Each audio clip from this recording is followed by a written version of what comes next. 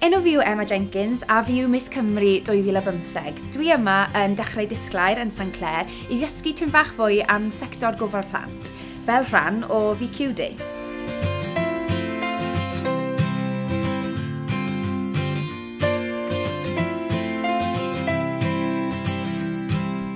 So how did you get into working in childcare then?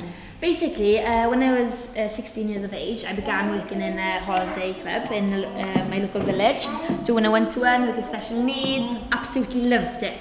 So it's from then yes. You knew? Yeah, literally. And from then, it's always been my dream to open my own day nursery. So what I decided was to go and investigate to see what courses or training advisors were out there to enable me to carry out an apprenticeship.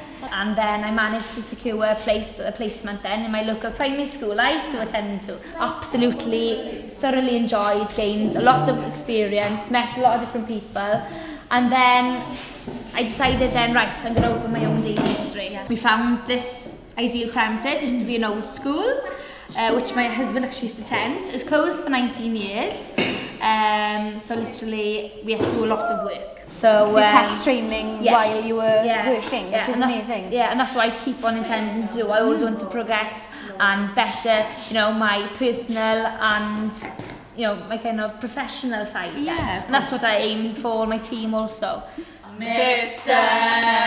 Sunflower Dewey, Dewey, Mr. Sunflower Dewey, Dewey, Mr. Sunflower Dewey, Mr. Sunflower Dewey, Mr. Sunflower Dewey, Dewey. So how did you get where you are now then?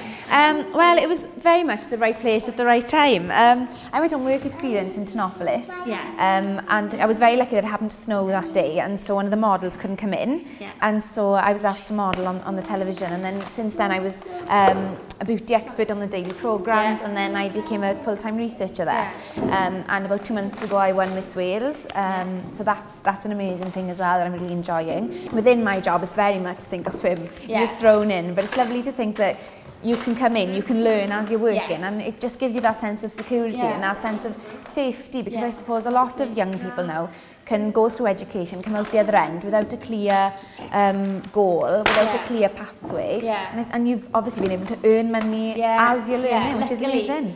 To be honest, I wouldn't change anything that I've done, and just hopefully we can achieve even further again in the future, isn't it? Ti'n be, fi wedi joio mas draw yma heddi, mae wedi bod yn lyflu, cwrdd â'r plant i gyd, cwrdd â Emma, cwrdd â'r staff, fi wedi gwneud ffrind fach fan hyn hefyd, ond na, mae'n amlwg i fi faint mae vocational qualifications yn helpu bobl fel Emma i really llwyddiannu yn y maes maen nhw'n gweithio yn, a mae wedi bod yn diwrnod bendant un gret a fi wedi joio mas draw.